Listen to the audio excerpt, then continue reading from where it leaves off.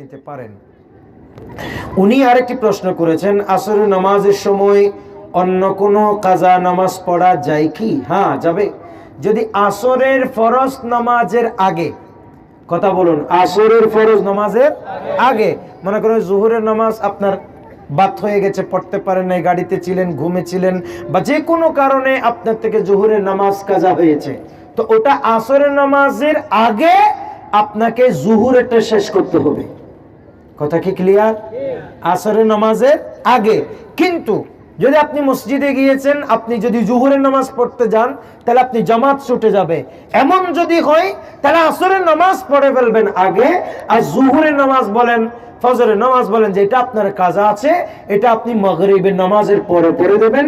আসরের ফরজ আদায় থেকে শুরু করে মাগরিবের ফরজ আদায় পর্যন্ত আর কোনো নামাজ আদায় করা যাবে না, এটা মাকরুহ।